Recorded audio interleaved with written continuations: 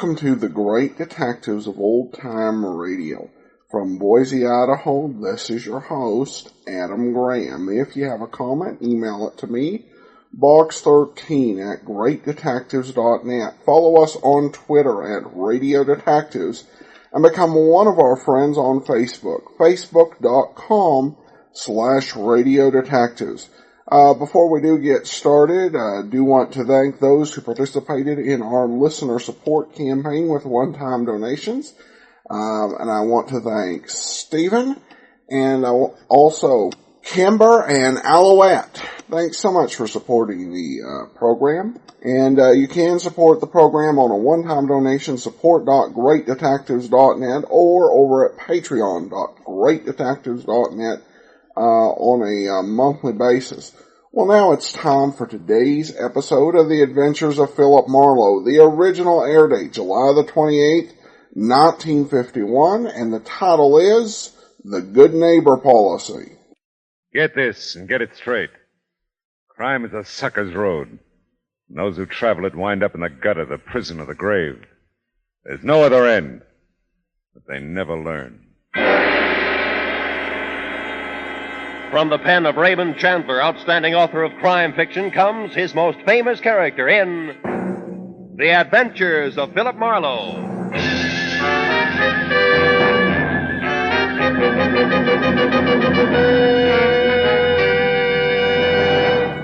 Now, with Gerald Moore starred as Philip Marlowe, we bring you tonight's exciting story, The Good Neighbor Policy.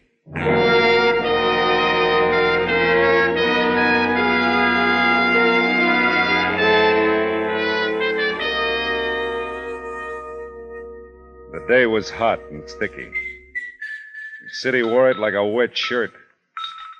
And to make things worse, there was a xylophone playing somewhere in the building, and that started me thinking about my neighbors. Mostly I was thinking two things about them. One, I didn't know any of them. And two, I'd like to shake the hand of the fellow that banged that xylophone day and night and break it. Not a very neighborly thought, but then it had been one of those days. You know the kind that prompts the neighbors to set the dogs on each other. Yeah, but now the sun had called it a day. The wind had switched from the desert to the ocean, and I was figuring I'd be a better friend to man and woman if I took a long, cool shower. Well, there's got to be some legal way to kill xylophone players.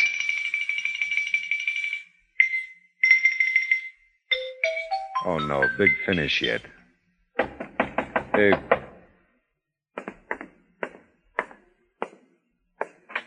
Yes? Your name Marlowe? Phil Marlowe? Yeah, that's right. I live 2 apartments down the hall. You got a call on my phone. I got a call on your phone? Look, the call's there. I'm a busy guy. You wanted it, don't you? Well, sure I want it. Okay, come on. All right. I didn't catch your name. No, you didn't. In here. Oh. Phone's over there on the desk. Snap it up, will you? Yeah, sure. Regular charmer, this fella. Hello? Phil, it's Ann. Oh, hiya, honey. Something must be wrong with your phone. I keep dialing your number and getting a very unpleasant little man. Yeah, he's not so little. What's on your mind? Oh, it's out tonight, Phil. Oh, no. Beanie sprained her ankle a little while ago, and I'll have to fill in for her at the hospital tonight. That does it. What? Nothing. We'll do it again, huh? Soon, I hope, Phil. Call me tomorrow? Yeah, sure. Goodbye, honey. Bye, Phil. The lady says she keeps dialing my number and getting you. I'll report it. Yeah, why don't you? That's what I said. Oh, packing for a trip? In between phone calls for you, yeah. Look, it's only been one, and I said I'm sorry. What do you want, blood? Leave. Thanks, neighbor.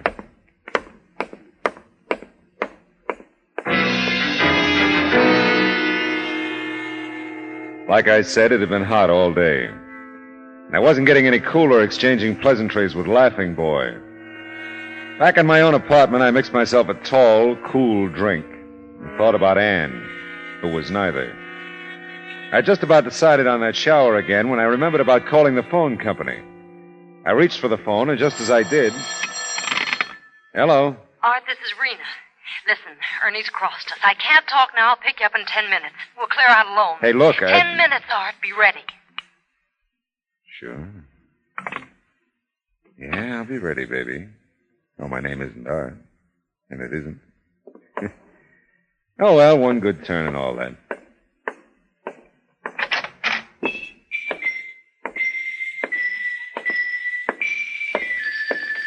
Oh, no.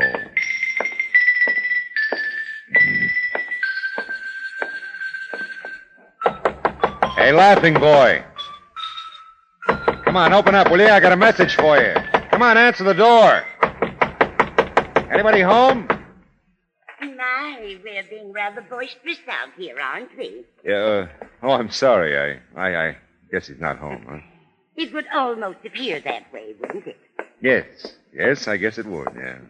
You're apartment 6, aren't you? Philip Marlowe, is it? Well, yeah, I am.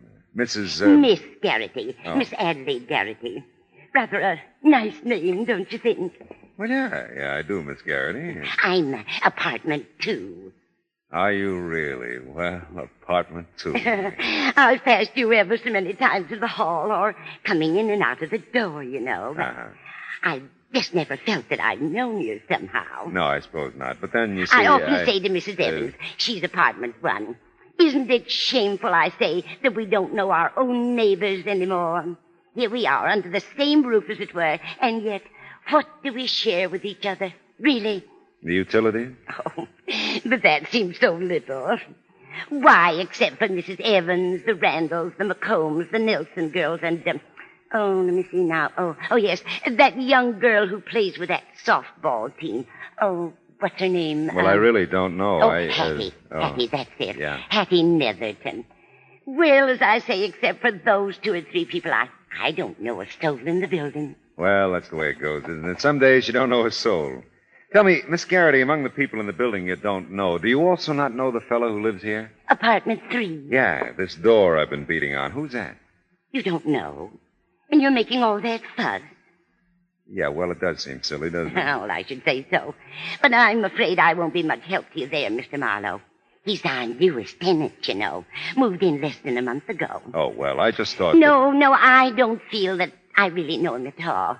He's rather a tall young man, brown hair, quite nice eyes, I've always thought. Oh, that sounds like my I phone. never see anyone with him, though.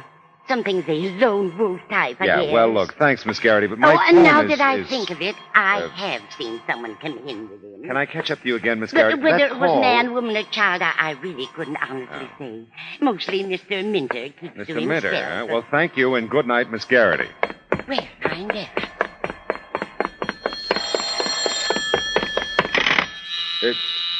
Oh, great.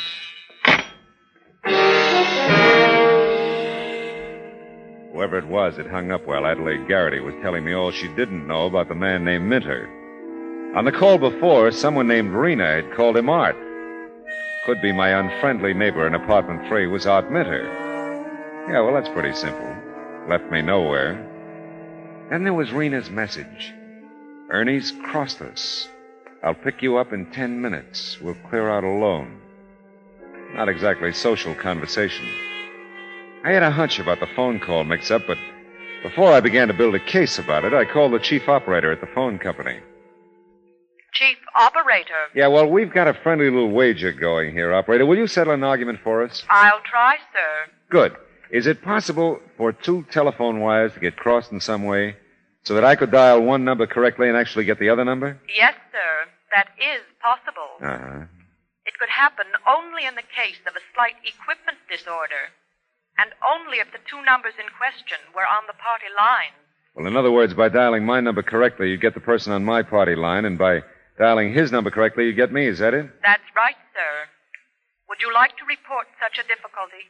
No, thanks. Like I said, I just wanted you to settle a little argument for us. Thanks very much. Not at all, sir. Well, now I knew that much. Neighbor Minter and I were on a party line, and the strange switch in calls was legitimate. Now, I'd gone this far with the thing, I decided to leave the wires crossed for a while, just for laughs. And I looked at my watch. It was time to get a look at Rena. If she was coming from Mitter in 10 minutes, she was due. I left my apartment, started down the hall toward his, and sure enough. Art? Art, it's Rena. Oh, please, Art, hurry. Hurry. Nobody home, lady? Oh, I'm sure he must be. I just talked with him on the phone a few minutes ago. Oh, well, maybe he's in the shower. Yes, maybe that's it. Yeah. Now, please, would you mind? That sounds like his phone. Yes, it does. I wonder... Yeah, so do I. What's that? Nothing. I mean, if he answers it, he'll probably answer your knock, too. Yes, I suppose he will. Now, will you please leave me alone? Oh. Got to be there, Art. Got to be there.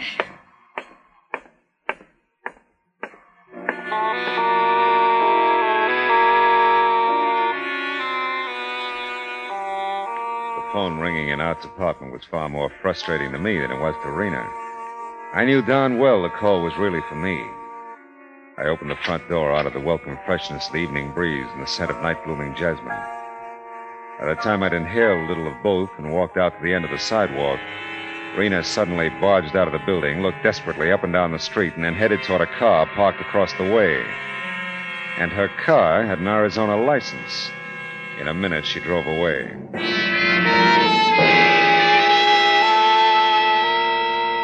Back in my own apartment, I called the chief operator again. Only this time I leveled with her about the crossed wires on my party line. After that, I took a shower and decided to end a dull day by putting in some sack time. The last conscious thought I had was Rena's urgent voice on the phone. Ernie's crossed us. I can't talk now. I'll pick you up in 10 minutes. We're clear out alone. I still didn't get it.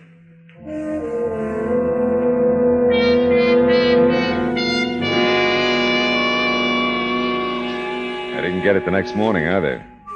But I got up dressed and was starting for the morning paper, which my newsboy with questionable accuracy always pegs in the general vicinity of my apartment door. Didn't quite get there, though, before... Hello. Mr. Philip Marlowe? Speaking. This is the telephone company calling, Mr. Marlowe. Oh? The difficulty with your phone that you reported last night has been remedied. Normal service may be resumed. Oh, fine. Thanks for calling. We hope you haven't been unduly inconvenienced. Oh, not at all. It's been grand. Thank you for your patience, sir. Yeah. Well, goodbye. Well, that's that. Okay, I'm coming.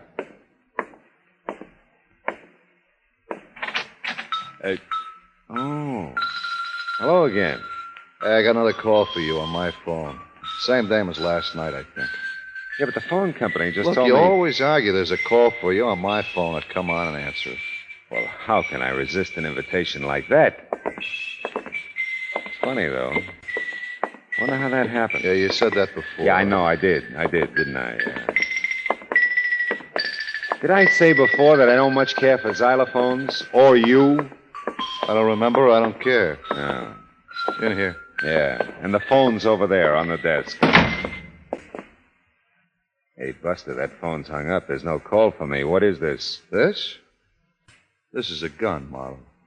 Yeah, I see it is. You know too much, Marlowe. I don't like it when you know so much. So finish.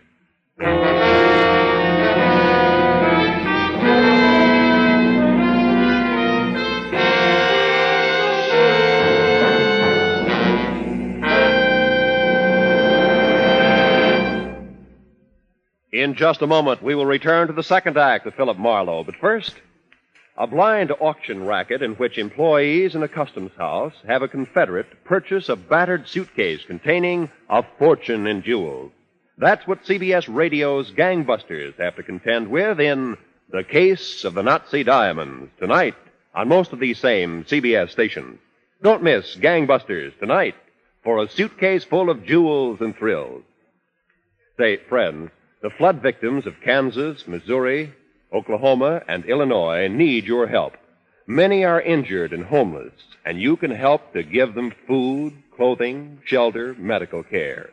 you can do your part by giving through your local chapter of the American Red Cross. Now, with our star, Gerald Moore, the second act of Philip Marlowe, and tonight's story, The Good Neighbor Policy.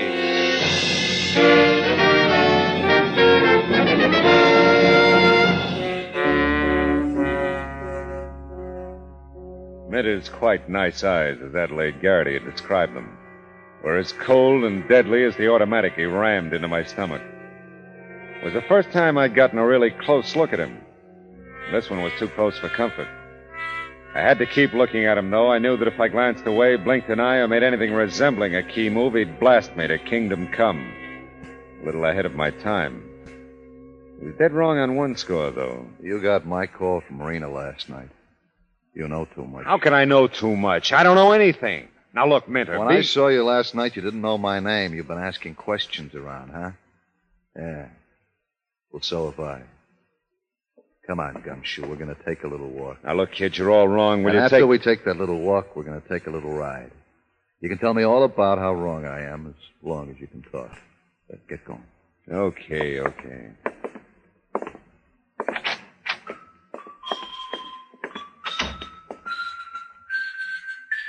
Remember, Marlowe, you're just going to walk down the hall and out of the building with me.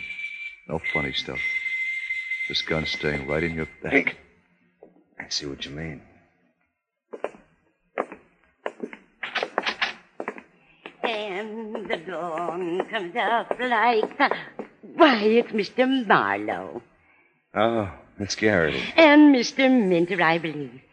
Well, we're up early, aren't we? Yes, we are. A little too early, if you ask me. Oh, have you the hiccups, Mr. Marlowe? If you do, I know the best cure. Just put your hands up high over your head. No, I don't have hiccups, Miss Garrity. Oh, then perhaps it was Mr. Minter. No, lady, I don't have hiccups either. Well, someone hiccuped, and it wasn't me. Oh, but no matter. I just came out for my paper. I won't keep you gentlemen. I know you must be off somewhere. And it's such a lovely morning. I don't believe it's as warm today, do you? Seems warmer to me somehow. No, I don't believe it is. Do you, Mr. Minter? Look, lady, we're in a hurry. Well, I'm sure I'm not keeping you. I must say I was just trying to do the neighborly thing, that's all. Yeah, I was saying to Mrs. Evans just the other day, what happened to the old-fashioned good neighbor policy? Look, lady. And this little incident this morning is certainly answer enough for me. It's gone. That's what it is. Gone. Get moving, Marlowe. Miss Garrity, you're the one who plays that delightful xylophone. Right, Marlowe, yes. Oh, you can see it from the doorway here. Yeah. Oh, dear. Well, I'm so glad you enjoy it, Mr. Marlowe. Oh, I do. I wanted to tell me, would you... Oh, I know it's a lot to ask. Play something for you. Yes. Mr. Marlowe, come in. You make one move for her door. I'm going to kill her, too, Minter? She's right in front of me. Well, come in, gentlemen. Or aren't you a music lover, Mr. Minter? Oh, yeah, sure I am. It's just that I'm... Let me get your paper for you, Miss Garrity. Get inside your apartment, Miss Garrity, quick. Oh. Not this time you won't, Minter. Stay over along that wall, Miss Garrity. Don't get near the door. Well, what on earth possessed you, Mr. Marlowe? Why, you struck him in the face with my paper. Yeah, I did. Wait a minute. Shh. Can you see the street from your windows, Miss Garrity? Yes, but... Oh, here's your paper. Sorry, it's wrinkled. Oh, thanks very much. Well, I'm afraid I still don't understand your behavior, Mr. Marlowe. Yeah, he beat it, all right. You'll get lost in that traffic in no time. What will Mr. Minter think? You're striking him that way. Well, I've got a mean streak. Hey, wait a minute. Let me see that headline. Well, I'm sure I don't know what's in it. If you remember, I haven't had Will a you let me chance to see it a read minute, the please?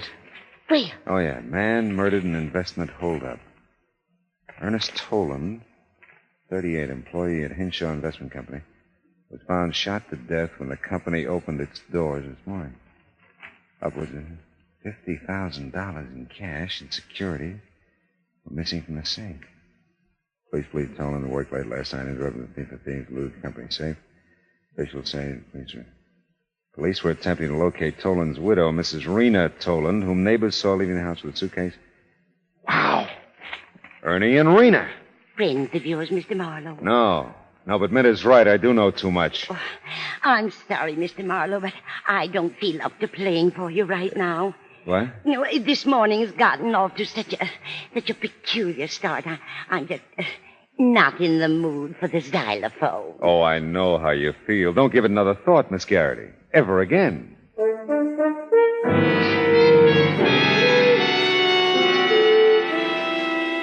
I called the landlady when I got back to my own apartment to see if she knew anything about Mitter, like where he worked.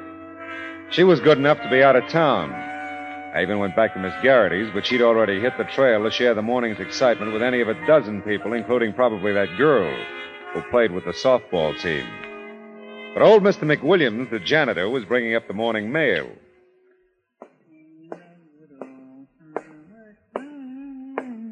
Morning, Mr. Mack. Well, morning, Mr. Marlowe. How's the mail situation? 12B has 2 packages again. Again, huh? Mm-hmm. How about me? Well, sir, you don't even rate an advertisement this morning. How it is. Sorry. Yeah, well, you can't win all the time, huh? No, can't. Tell me, how about Mr. Minter? How's that? Mr. Minter, you know, he's in apartment 3. He asked me to pick up his mail if there is any. Sure. If you can carry it all. Just this postcard. Oh, I can manage, yeah. Well, thank you. It's from his mother in Tucson. Really? They're all well. Oh, well, that's good, that's good. Nice to see you again, Mr. Mack. Same here. Same here. Hey, say. Yeah? Is it hot enough for you? It was. And Mr. Mack was right. Mitter's family were all well, except for the return address in Tucson. There wasn't a lead on the whole postcard. But who puts leads on postcards? I took the card back to the apartment with me and called a questionable character I knew in Tucson and told him to find out all he could about Art Mitter, quick. Then I remembered about Rena's car having an Arizona license and asked him to check her. Yeah, and Ernest Tolan, too. Called back in an hour. Well, he's got no record, Marlowe. This Minter guy asked me to check on. Oh, only get this. What? About a year ago, he gets divorced by his wife. You hear? Yeah, go ahead. And right away, she hops over to Mexico with this Tolan fella you ask about and marries him. Rena did? Wait a minute. I got it written down here, so. Yeah, Rena, that's her name. Good. Now, Tolan was with an investment outfit here in Arizona. Yeah. Yeah, but he transferred to L.A. a month ago. Yeah, that checks. What about Mitter? Find out where if he works here, will you? If he does, that is. Oh, yeah, Marlon, listen, this'll rock you. What? He works at the Hollywood Library. Hollywood Library? Honest, his old lady told me. It rocked me, all right. The whole thing did. Ernest Tolan, now dead, had been set up as a pigeon a year ago back in Arizona. Only at some point yesterday, he got wise and decided to do the investment job alone. Trouble was, Rena didn't get to Art with the news in time. She got to me. Now even the law couldn't locate Rena. And the last time I saw Minter, he didn't act like a fellow who was heading for the Hollywood Library. Still, you never know. I started out into the hall, observed gratefully that Miss Garrity's xylophone was stilled, if only for the moment. But when I got about even with Minter's door, something happened very like a familiar song starting all over again. It was Minter's phone ringing. I listened at his door. But there was no move from inside to answer the ring. And something told me here was another lock that needed springing. Yeah? Art, it's Rena. Where have you been? Out for a while. Are you all right? You don't sound it. Yeah. I just winded. Where are you? I'm in a... You sound so funny. Is someone there? Yeah, that's right. Oh, not the police, Art. No, neighbor. You talk, huh? Oh, because you can't. All right, I will. I'm at the Bellflower in Ventura.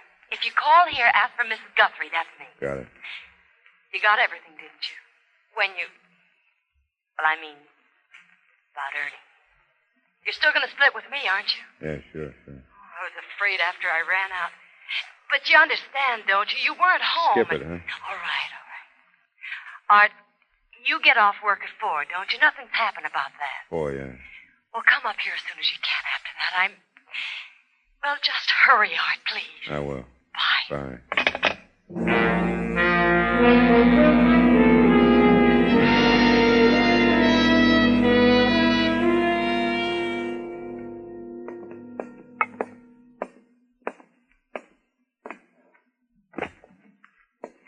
Excuse me, but can Oh, you... Please, not so loud. You. Lost my head, I'm sorry. Can you tell me where I can find Mr. Minter, please? Mr. Arthur Minter? Yeah. Oh, he's in the stacks on the mezzanine. That stair ahead. Thank you very much. Not at all. And walk as quietly as you can, please. People are reading. Wouldn't disturb him for the world.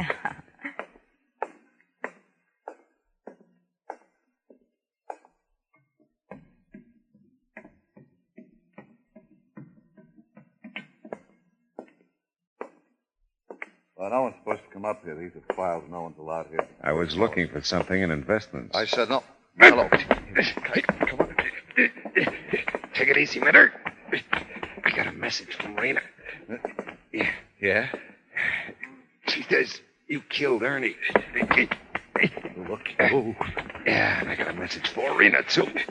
Ventura cops probably have her by now. Might call Lieutenant Matthews did any good, and it always does. I'll kill you, Marlowe. You're a rut, aren't you, Minter? Come on. Where's the dough you took from Ernie and the securities? Are they in these permanent files, too? Is that why you had to show for work today? Yeah, gumshoe. But you never get them on me. Yeah, throwing books is a good idea. Oh.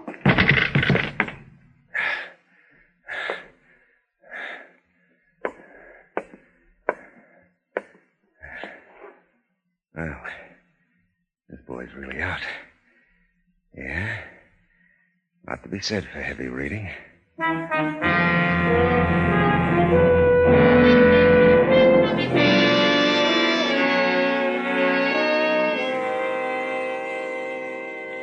I kept my foot on his neck till Miss Hush downstairs called Matthews.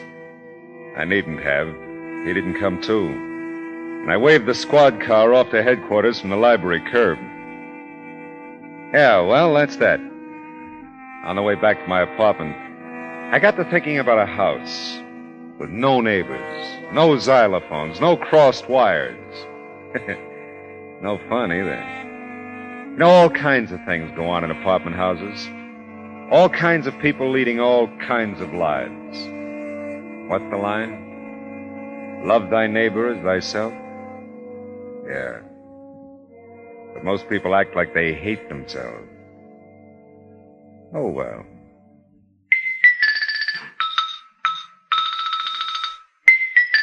There's got to be some legal way to kill xylophone players.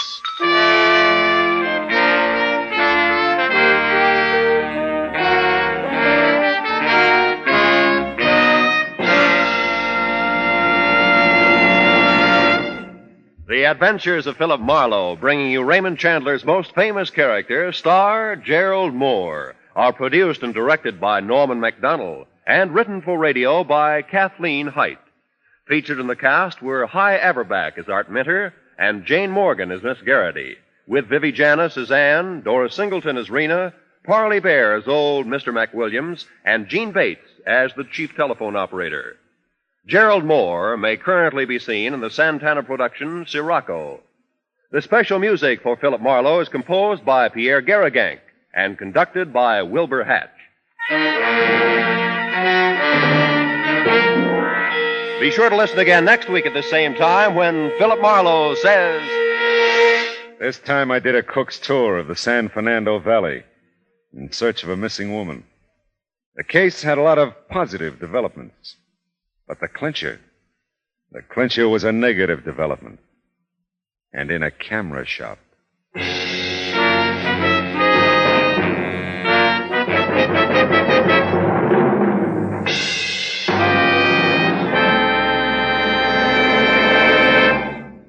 There's fine musical listening on CBS Radio tomorrow. Don't miss Guy Lombardo Time, featuring Guy's distinctive music with vocals by visiting Janice Page. The program comes from Norfolk Naval Base, where Guy Lombardo Time entertains the Navy. Also on tap tomorrow night over most of these same CBS stations is CBS Radio's Mario Lanza Show, with Mario and musical company offering a special program of Jerome Kern favorites. This is Roy Rowan speaking.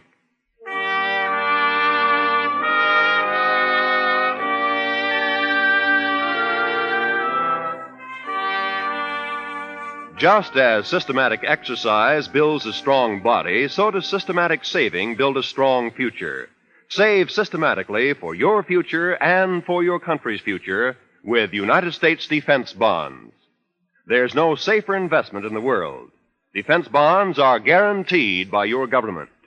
So for the defense of your future, for the defense of your country's future, buy your full share regularly, systematically of United States defense bonds. This is the CBS Radio Network.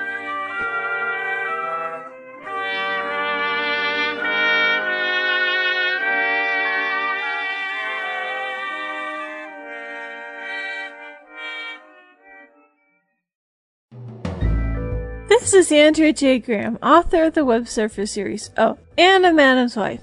You're listening to the Great Detectives of Old Time Radio.